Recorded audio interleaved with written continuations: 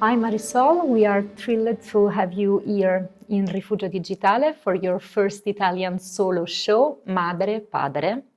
And today we are literally closing a circle because we are closing today our The Body I Live In cycle with your exhibition. So Marisol, can we explore a little bit more the starting point of your project Madre? Why did you feel the need to start this project and to reflect about women's representation in your native Bolivia? Of course. First of all, I'm really excited to be here. As you said, it's my first solo exhibition in Italy, which is a country that I love. And the body is a very important part of my practice. So I'm also so happy to be part of the cycle. I started, Madre actually came from a very negative emotion. It came from anger and frustration. I am from Cochabamba, Bolivia. I grew up there, but I studied abroad.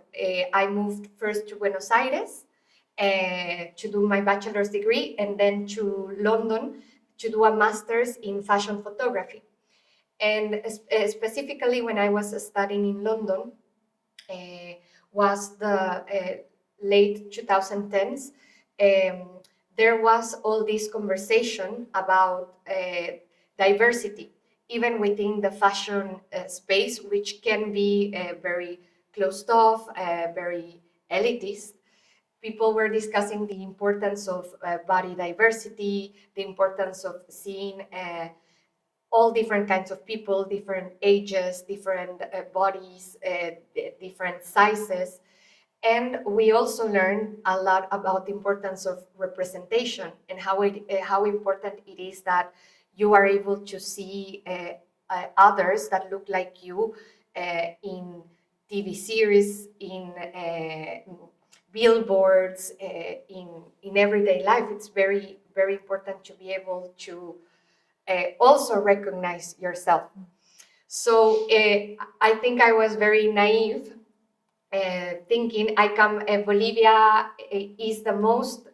has the most diversity of ethnic groups in the whole of Latin America. So Bolivia is pluricultural.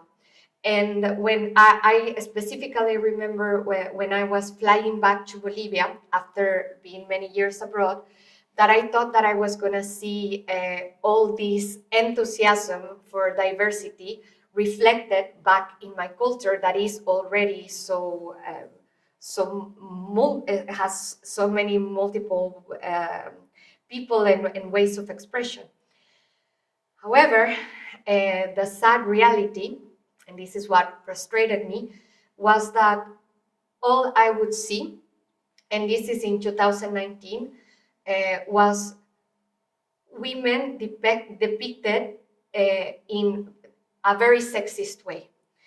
And not only this, but the women that were depicted were mostly young, white, and their beauty was very Eurocentric.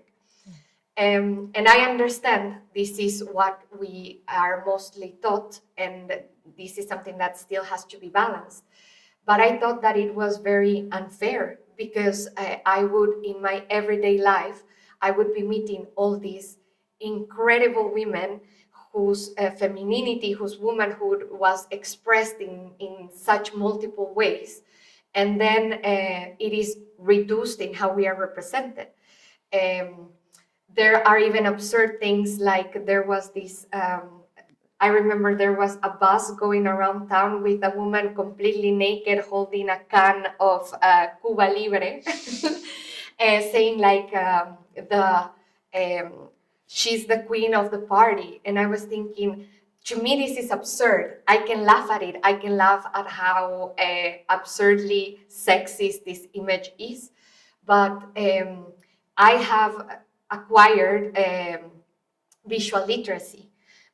most people, if they don't have it, and if all they see in their regular lives is women depicted as a spectacle for another, women not having a desire of their own, not having any agency, but just presenting themselves for the desire of others, then maybe you start thinking that is what women are, simply a spectacle, an object. And I don't think that it is very crazy to think if all I see is women as objects, then I will treat them as one, you know. So I can laugh at it, but I understand the dangers of not having this representation. So the project was born from this anger, because also Bolivia is so beautiful, and the beauty, talking only about aesthetics, like the different faces, the different colors, the different expressions that you have in my motherland are so marvelous that why aren't we seeing them? Like it seems so silly. So the project was born from me wanting to challenge, me wanting to say, this is what I see depicted in the media, but this other thing is what I see in my everyday life. These are the women that I draw inspiration from. These are the women that are that are real, that are truly inspiring. So the project started with it became an ambitious project, but it started with me wanting to photograph the woman that I saw on my day-to-day, to propose and to challenge this sexist and also a colonial way of representing us, because at the end of the day, us wanting to imitate foreign standards of beauty is just like a legacy of colonization. So for me, it was also important to challenge that narrative. Marisol, could you tell me more about the women that you choose to photograph, and how did you build a sense of trust between you and them? Of course. I chose the women that appear in MADRE. I only had one rule, which was I didn't want them to be models. Just because, again, I was trying to challenge what I saw on an everyday life, and I was trying to depict women from my surroundings. So I was drawn to them intuitively. For example, Vanessa, which is the first woman that I photographed for Madre, is the sister of the owner of the coffee shop that I used to go to. So I used to go to this coffee shop to get my coffee, and it was the summer vacation. I saw one of the waiters, and it was this she looked very royal, although she was like serving coffee. I remember just thinking, wow, she exudes like all this power. She has she seems like a queen. So the other important thing to understand about Bolivia is that now I'm living in Paris, and I was in London too. I understand that there people stop you on the street. They ask you for a photo because you have a very cool outfit. There are so many publications, artistic, commercial. So people, I believe, are way more used to photographs, to being photographed or asked for a photograph, than in my native context. In Bolivia, of course, photography is an art form, but mostly to this day, it's mostly either documentary photography or photojournalism. And what I was working with was staged photography. I wanted to make these portraits. I framed these portraits from this idea of challenging the archetypes of the Virgin Mary and Mary Magdalene in the beginning. And then I incorporated some deities, pre-Columbian deities, some Incan deities into the mix. But I was working within a conceptual framework. So it wasn't just that I was asking someone for a photograph and photographing them in their context. I was going to create a whole scene. So for me, it was, first of all, very important that the person I was going to photograph could understand the project that I was working on, which also defies some ideas from Catholic dogmas, and Bolivia is a very Catholic, is still to this day a very Catholic country. So I didn't want people to feel offended or to not understand what was happening. So for me, the first thing was to explain, this is the project that I'm doing, this is why I'm doing the project, and this is the framework with which I am working. So my modus operandi became, everything was trial and error. Now I'm explaining it as if it was very direct, but I had to learn as I went. I saw women like Vanessa in the coffee shop. I approached her, told her I was a photographer, and asked her if she would want to go and have a coffee with me. So this became my modus operandi. I would see someone in the streets, in protests.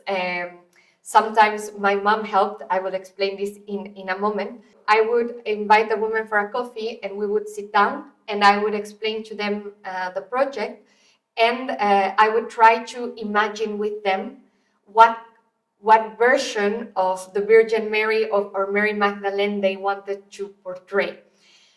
I usually, from our conversation or even from that first encounter, I already had an idea in my mind that I would propose to them. But for me, it was always important, since the work is also criticizing this objectifying of women and this taking away the agency from them. It was very important for me to make them an active part of the process. I didn't want to be a dictator photographer who told them what to do and how to be, but I wanted the photograph to be more a reflection of both of our ideas, both of our reflections. Many times it was after this first conversation that new ideas came to my mind. And it was very interesting because sometimes I would say to a woman, my question would normally be, do you feel more like a Mary Magdalene or do you feel more like a Virgin Mary? And the funny thing was that sometimes women would say like, oh, I'm a definite Virgin Mary, but please, can I play a Magdalene for this series? Because they wanted to embody this other side of them that maybe they don't show. Because I think that the biggest thing that I learned with the project is that gender is not only a spectrum, but it's also a dynamic one. It's also always fluctuating. And I explain it in a funny way. Like sometimes you wake up feeling like a complete Virgin Mary, and you go to school and you're all covered up. You don't want to talk to anyone. You keep to yourself. But then the night comes and you put on your leather pants, you put your hair in a big ponytail and you go out and dance and grind against everyone. So you went from a Virgin Mary to a Mary Magdalene in a single day. And to me, that is the beauty of gender. It's plasticity, that it's not something fixed. So it was very interesting for me to be able to explore this dynamism with the women and to be able to build these staged photos, these little tableaus with them. Because again, I am not interested in just showing my ideas, but I'm interested in hearing what they have to say. That on a personal way also helped me feel closer to my own Bolivian identity, which I was struggling with a little bit coming back from living abroad so many years. But talking with these women, sharing our experiences, I completely felt like one of them. So this is why I hope and I believe that the project was a collaborative one. Women representation in Bolivia is also shaped by machista culture. Why did you feel the need to go to the roots of this culture by photographing men? And what did you discover while working to your series Padre? Perfect. It was very Padre actually started from some correspondence that I found that my father left me before he died. I was cleaning my room and I ran into these letters that were an exchange between my grandfather, my father, and my uncle. And I was very emotional when I found these letters because the same way that with Madre, I found that womanhood or femininity can be expressed in so many different ways. These letters gave me a glimpse or a window into three different kind of masculinities. And for example, I saw my grandfather on his very cheesy side. I get it from him. He would be like, my little one, I miss you so much. When I was reading your letter, I cried missing you. So he, although my grandfather was a politician, he was exiled, he was a fisherman, he was a lawyer, so he had like a very big, strong character. But he was also a grandfather who would always embrace us, who would bring us pets, sometimes very weird pets, but he was a very loving grandfather. So he had this side that maybe most people saw, which was a very, with a very strong character, sometimes a little bit scary or angry. And then there was this other very sweet, very caring side that maybe I, as her granddaughter, could see, but not everyone had access to. And the same goes with my father. Although in Padre I criticize a lot the figure of the absent father, I am the luckiest to have had a father that was not only very present in my life, but that was also very loving, very openly sensitive, very caring. And this is, and it surprised me, although with Madre I had explored this spectrum and this dynamism of gender, that yes, of course, masculinity is also as complex as femininity. But I didn't want to reproduce the work that I had done again. And with these letters, I also had access to this interesting idea of how does one become a man? Famously, Simone de Beauvoir said, one is not born a woman, but becomes one. I think the same happens with men. And in these letters, you had the very sweet side of my grandfather, but then you had the weight of legacy. My grandfather was away for my father's 17th birthday. So there is already this absence in the letters. And he tells my father, 17 years old, a child, but he tells him, now you are a man. Now you are, in my absence, you are the head of the family. You have to be a good example for your brother. You have to take care of your mother. So there is this like passing of, now you are a man. And I thought, oh, this is very interesting for me because the whole continent, the whole of Latin America is very machista, very patriarchal, but especially machista, which is, I would say, an offshoot that is even more violent, that is very misogynist. So I got interested in this idea of where does this start? When does one become a man? How do we inherit these ideas, and when do they become so entangled with violence, with silence, with control, because I always say to my male friends, patriarchy is against us all, because this is why we have horrible sayings like men don't cry. Men should cry more. So for me, it was the letters were a starting point. And for me, it was like uncovering and seeing, I don't know where we are going, because I also understand that we as a society, I think we all agree that traditional masculinity can be very toxic, can be very fragile, and it's not, and it doesn't support feminism. So I think we all understand that we have to create new ideas of masculinity, the same way that at one point we also retraced what a woman is. We had to say a woman doesn't just belong in the domestic space. A woman is not just uterus. We have to do the same with masculinity, and I think the whole of us as a society.